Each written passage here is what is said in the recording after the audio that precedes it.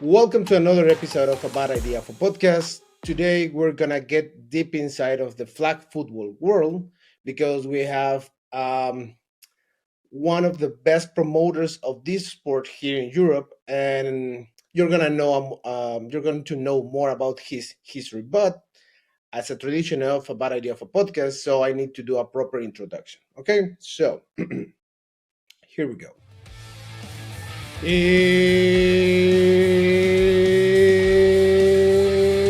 It's time! Let's welcome the general manager of the Ljubljana Frogs Flag Football, Aljoša Kous!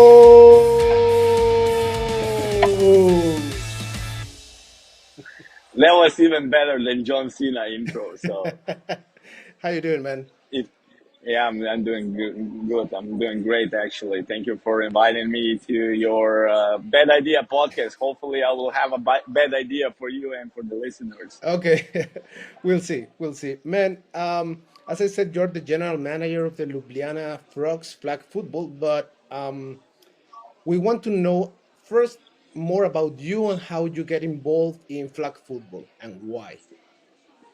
Well, first we can start at actually yesterday was a leap year in which we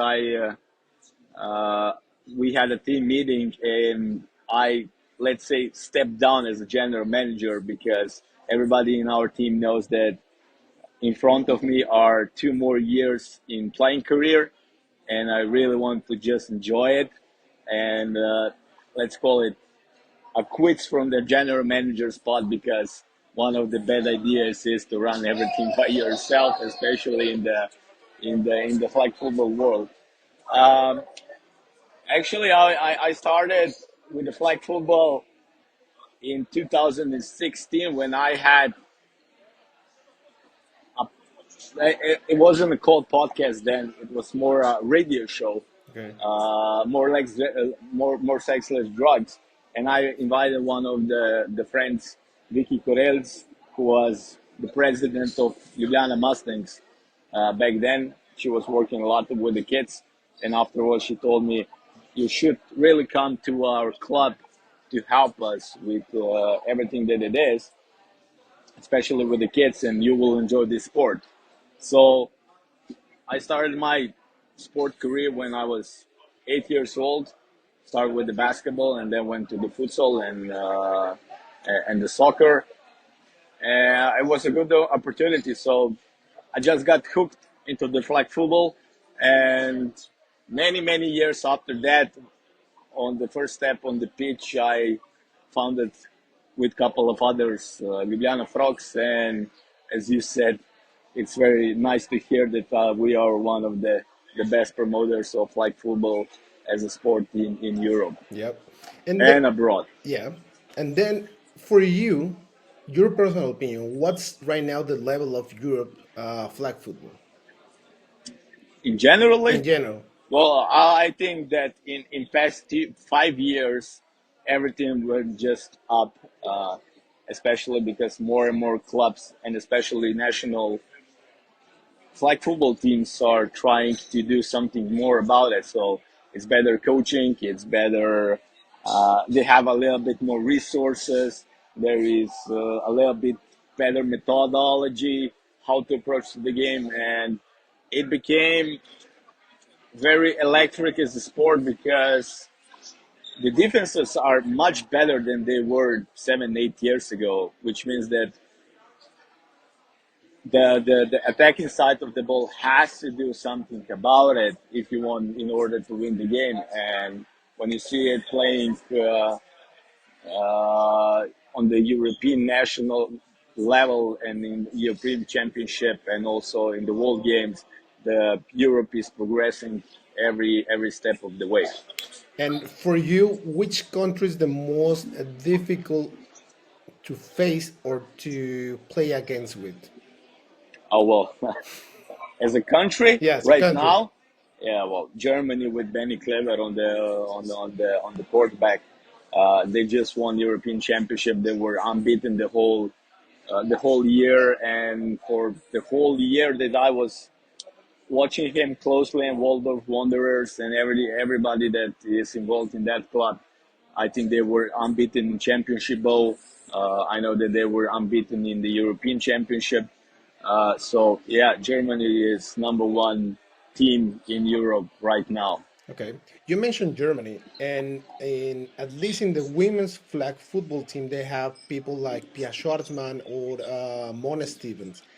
For Yeah. you, how important is the work that these people and yourself, or Nausicaa del Orto or Diana Flores, are making right now to promote sport?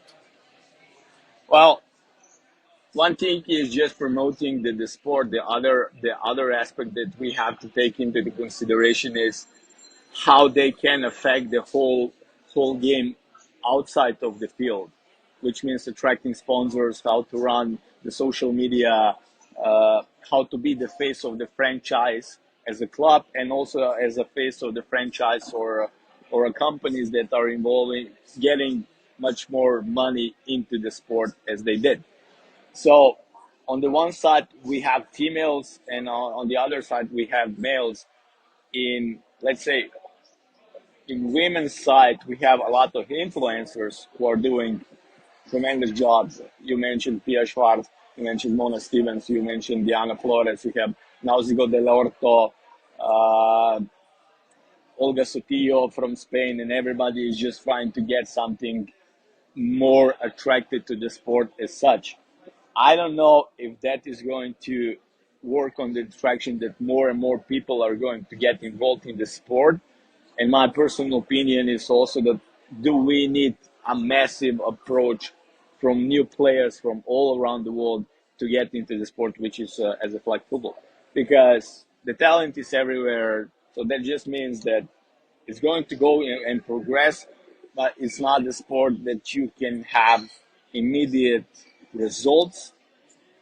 Even if you have all the money in the world, you cannot buy chemistry in the team, which means as the progress, and I think that Germany national team is showing other countries in Europe how it should be done, with the methodology, with the whole approach, with gaining money from sponsors and everything that comes with it. Okay. And now you mentioned that, of course, we need to put money, we need to gather sponsorships, but for you, which should be the thing that people are need to look in flag football? Because right now we know that the NFL is promoting a lot the sport because they're going to have it in Los Angeles 28. But Yeah. for you, what does the people should look to say, you know what, you need to check flag football because of this? Well, I was doing a research when we were making our own sponsorship offer Mm. for Slovenia. Slovenia is a very small country. We only have 2 million people. In Ljubljana as a capital city, we have 250,000 people living in it, which means that we are limited in the whole area. And especially when you're living in a country as such as Slovenia, the handball, the basketball with Luka Doncic and Goran Dragic, the soccer or the full European football with Benjamin Šeško, who is a megastar in our country. And then you have everybody in the ski jumping aspect. And the biggest problem is that the first thing that we will have to do in order the sport to start really growing, progressing, is to have a live events on the television. When you are on the television, then the sponsors are just wanting to know the numbers. If there is a sport channel, let's say RTL in Germany, or the whole aspect of the game that started with the European Football League in tackle version, you have live feed, you have everything that comes with it on the television. People can look, people can buy beer, people can sit, people can watch, and that just is one of the main things that we will have to do in order to attract sponsors and the money. Because even if you are from Ljubljana or any kind of homegrown city, the people are, you have to be known everywhere in the world, because a local butcher shop can give you 500 euros, but that is not going to do the trick, Yeah. especially because if you want to attract the bigger players. Okay. And then it is really interesting what you're saying right now because for many people that probably getting into the flag football right now, they said, okay, we know that NFL players want to play flag football or they have the Pro Bowl games with the flag football activity. But for you, if it's in your hands, how can you put a product out there to be really attractive for TV? Well, something is making for TV, and I was watching live this year Pro Bowl when they play flag football, and it's more fun than actually a flag football. So uh, we don't play that kind of flag football in Europe. Hmm. We like to compete against each other, and I think that the same problem, not just in the NFL, but also the NBA. When I was watching All Stars, the result was 160 against 155, Yeah. which means no defense. And if there is no defense, then you're not watching the sport correctly, or it doesn't have the drive to watch the whole game. But to get back to your question, I really, I'm not a magician. I cannot pull the right rabbit from the right hat Yeah. to answer what it's needed to be done. But the aspect is that we have to be a little bit more patient, Hmm. because when the news broke out about the Olympic Games in 2028, everybody just jumping on the train, Yeah. which is on one hand is very good, but on the other hand, what we are what are we going to do if there is not going to be flag football in 2032? Yeah. So we can do all the hype, we can do every stuff that it's needed to promote the sport as such, but we will have to do on the long period. Yeah. And that just means that we have to be patient and we have to work closely and together. And now everything that is coming, we did the research. The IFF is communicating about 20 million big community players all around the world. Hmm. We started to do our own Excel spreadsheet with all the clubs that we can find Hmm. in the world, so we can have some kind of idea how many clubs are really there in Papua New Guinea, in Mongolia, in Africa, Hmm. in Argentina, in Chile, In the India. whole Europe, India, Yeah. Australia, blah blah blah, etc. So the stuff is that it will take some time to get on the level which is, let's say, compared to the European Football League Hmm. in the American tackle right now. Okay. Uh, I agree with you in some part because you said that when the news broke out about the flag football is going to be Olympic, it at least myself feels that a lot of people jump in that bandwagon, right?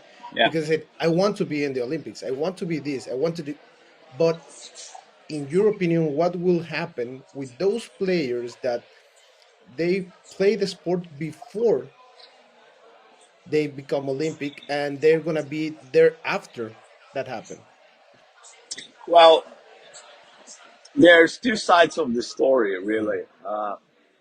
The first side is people still think that they will play on the Olympics if they train once per week, because No. in it's amateur sport. Yeah. And just because if I was, let's say, a previous ex-professional basketball player, that doesn't mean that I'm going to be cut out for it. But on the other side, I know when the news broke out about basketball 3-on-3 to also become an Olympic sport, that was way long back. Yeah. So there is a player named Jimmy Fredette. He was a Mhm. ex, let's say, NBA player. He was not a star, but he was really good, and he could not come and cut out for the Olympic team in basketball for the United Okay. States.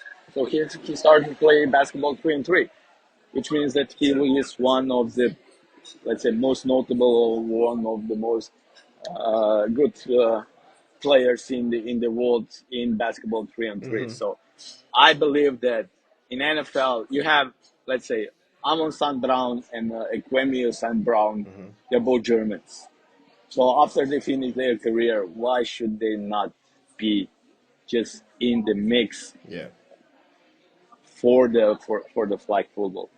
But the biggest problem that I see, or biggest fear that I have at the moment, is that they will try to push flag football 7-on-7 Mm-hmm. to be more appropriate for the Olympic Games than 5-on-5.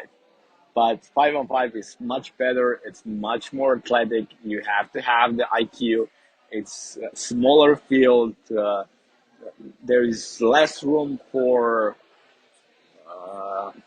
You don't have that much of room to make mistakes, Mm-hmm. and it's much harder to play for. Okay. Now, keeping up with the Olympic team, the Olympic topic. So, if the Olympics, the 2028 Olympics, held today, and they start today, and you're in the Slovenian's national team, right? Which country you would like to face, hypothetically? Me Yeah, personally, yeah, or well, everybody wants to play against Americans. yeah. Okay. The last time I was in Big Bowl in Frankfurt, I think it was 2018 or 2019. I don't really remember. I played against uh, Corey Webb, the barbecue Okay. chicken. Yeah. So when I saw him, how he's running the game, and everybody, he was just breaking the ankles and everything that happens with it. So I had the opportunity to make a couple of flag pulls on him. So that was one of the part that I saw myself, that you can play against anybody you want. Most of the time you're going to get beaten, Mm-hmm. but there is one point that you are very interested Yeah. and very happy to do something when you stop somebody such as Cody Webb. So I really would like to play against Hush, uh, but on the other side, I would not love to have him on the field because he is too quickly and he is too shifty. So me coming from the defense from the first line as a linebacker or cornerback or whatever they call us, um, I really don't know if I could catch him with my weight and also my ear. But on the other side, it's hard for me because I already tried everything that Mm-hmm. there is, except playing abroad in the United States. Um, United States, I like to play against Germany. Okay. Then you have Italy. Then you have, well, basically, I would like to play against anybody Anybody. who, Yeah. yeah, who is Anybody, on the other anytime. side there. Anybody, anytime, because you can learn from everybody, Yeah. even if they are much uh, low rank that you are. Okay. So, do you see yourself playing or being involved in certain manner in the Olympics in 4 years? Playing, no, playing, no, Okay. because as we discussed at the beginning, my body said to me that in 4 years I would be 39 years old. I'm in sports for more than 20 years. My body just cannot keep up with the youngsters, Mm-hmm. especially on the athletic side. I see when I have teammates right now who are 20, 21 years old, Mm-hmm. you can run with them, but not as much. My general idea is not for 2029 to be involved. I would like to be involved, but I don't still don't know on what kind of level. Mm-hmm. I would really like to see that at least 7 frogs would be competing on the Olympic Games, but it's not about my knowledge. It's not about how much I can get the money or how we can prepare them correctly to be the best players in the country. It's depending on the union what they are going to do, and on the other side. But in general speaking, in long term, I would really like to go into the coaching, Okay. but only for the national teams. Okay. Somewhere in Europe, something preferably close to Slovenia, Italy, Yeah. Austria, Germany, maybe even France, Okay. something like that. Okay. Awesome. That's good to know because as I mentioned you before, in 4 years you never know what could happen, and with all the knowledge and with all the experience that you have as a player and as a manager, of course you're gonna find some place suitable for you and for your knowledge. I'm sure about Yeah, that. and I think that one of the stuff, in order to sport to start really progressing, is that players who are, let's say, good or very good as players, they should, when they finish their career, they should stay in the game. Yeah. They should stay in the game as coaches. They should stay in the game as referees, because we know that anywhere in the world, especially also in the professional sport, the refereeing is shit. And once when you are a player, then you're a little bit less shittier than Yeah, those who of never course. played the sport. So, but yeah, I see a lot of potential in the coaching, not just for me, but in general. And I really hope that those very, very good coaches are going to start working with the kids from 11 to 13, from 13 to 15, from 15 to 17 years. And this is, I think, the key to get a really good and strong national team if you have very good coaches and coaches clinics. Okay, cool. We're almost through with the podcast, but at first I want to know. I'm gonna say some words to you, and then you need to answer the first thing that came to your head. Okay? Okay. Ljubljana, Frogs. flag football, Frogs. LA28. Peace. Okay. Defense, Or peaceful mind. Peaceful peaceful mind. mind. Let's say. Okay. Yeah, peaceful mind. Defense, Defense. defense. Oh, AJ. AJ 31. Okay. Your family. Love. Okay. Fine. Support. Finally, your biggest dream. My biggest dream, to win a medal on the Olympic stage as a coach. Okay, cool, nice. And then, as you know, the name of the podcast is a bad idea for podcast. So this is the time for you to share with us a bad idea that probably in the end turned out to be good or could remain as a bad idea. It's up to you. So my bad idea for everybody is, uh, try to run your own club. Okay, how so? Well, people really like to think that everything that is served on the platter, that it came easy. And in life, you have only two options. First option is that you're going to into the system, and you will let the system to eat you up and be working Mhm. in the system that is already built. Or the second one is that you are going out of the system.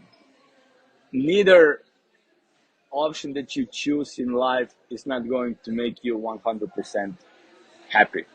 Yeah, And running the club, people think, yeah, there should not be no rules. Maybe this, maybe that.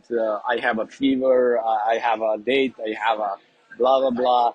There's million excuses, and the younger generations are going to start. They will need to start thinking about it.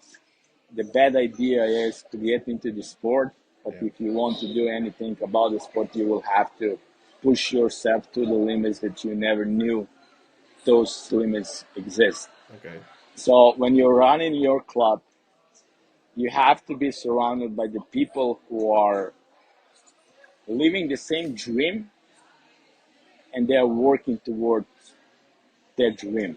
okay.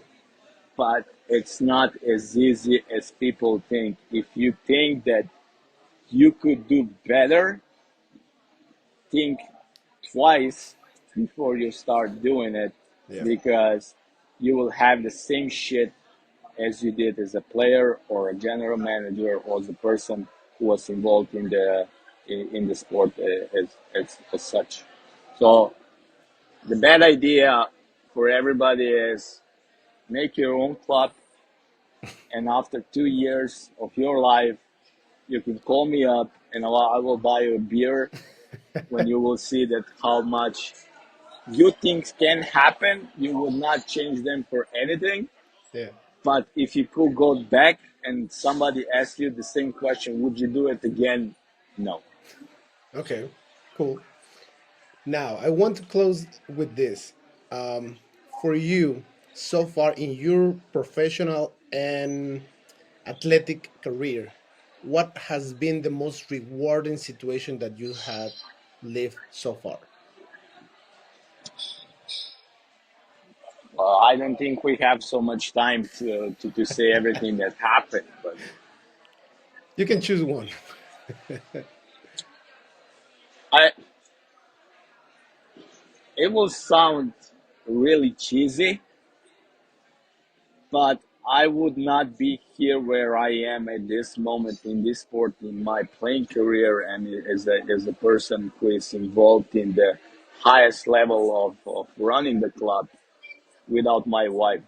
Her support Nice. is one of the things that I hope every player will have and every person will have, because there's so much of stuff that those people have to go through it, because there's always constant drama. Yeah. You have to, there is a million and obstacles. Now you have the money, tomorrow you're not going to have the money. Now you have the sponsor.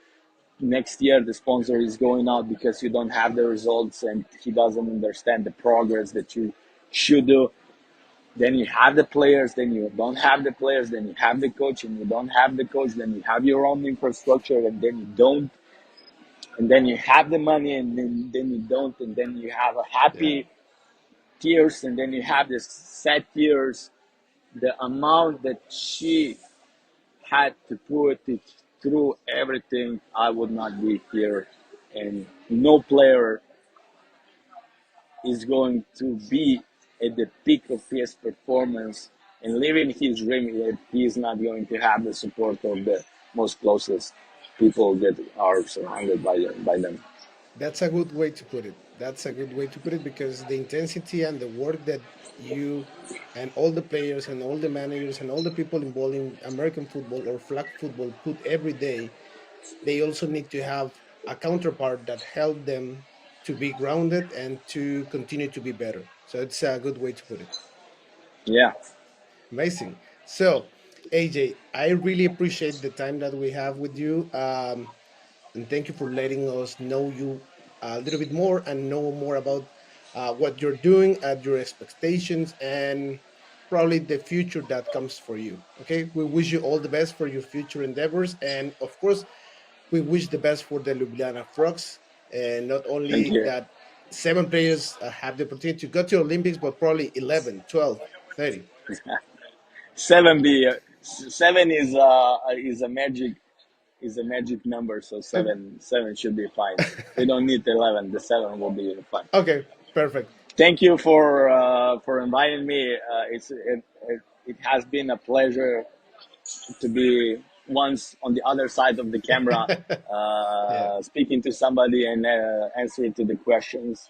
And I hope that you will have as much as bad ideas you wanted in this podcast, Yeah. and let my bad idea to others is going to be a successful story for you too. Okay.